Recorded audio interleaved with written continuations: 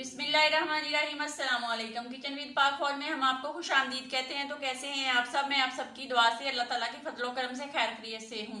Recipe बनाने से पहले वही छोटी सी रिक्वेस्ट कि चैनल पर नए हैं तो चैनल को सब्सक्राइब कर दें, रेसिपी को पूरा देखा करें, वीडियो को वॉच किया करें। आप लोग वीडियो को देखते नहीं हैं, प्लीज़ आप लोगों से रिक्वेस्ट है कि हम लोग इतनी मेहनत करते हैं, वीडियो को वॉच कर लिया करें।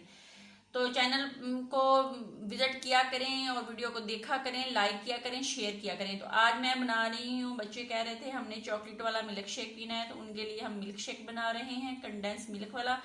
तो इसको कैसे बनाएंगे? तो ये मेरे पास न्यूट्रीला चॉकलेट है, आपको बाजार से मिल जाएगा, जो सी मर्जी कंपनी का आप ले लें, कोई इशू नहीं है कि आपने यही लेना है।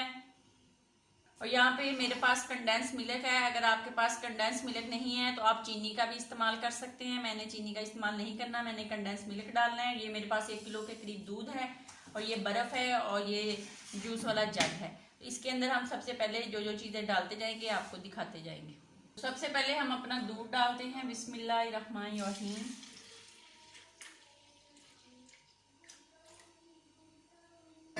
और इसके साथ हम अपना कंडेंस मिल्क डालते हैं।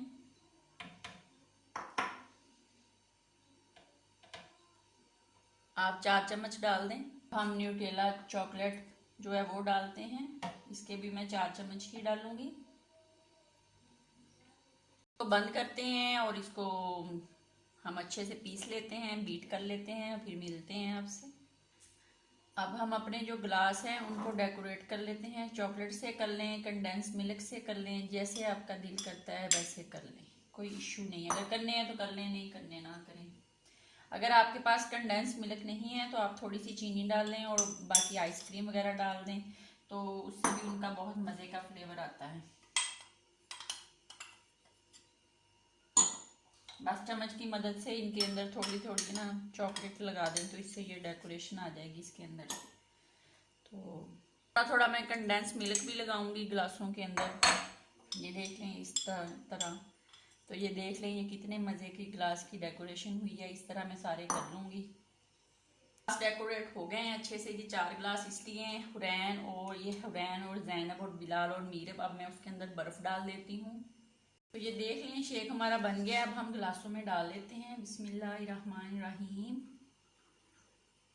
तो ये बहुत मज़े का बनता है, आप बनाएं एक दफ़ा, बच्चों को दें, तो फिर आपको डेली ये काम करना पड़ेगा। बच्चों को ये इतना पसंद आता है क्योंकि इसमें चॉकलेट है, कंडेंस मिल्क है। अगर आप इसमें आइसक्रीम वगैरह भी डालेंगे तो ये और मज़े का बन जाएगा।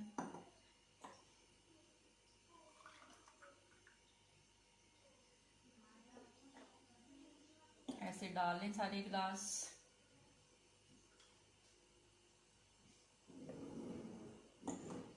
तो देख लें कितने मज़े का हमारा चॉकलेट वाला मिल्क शेक बन के रेडी हो गया है। और ग्लासों ने तो 4 चांद लगा दिए डेकोरेट होने के बाद।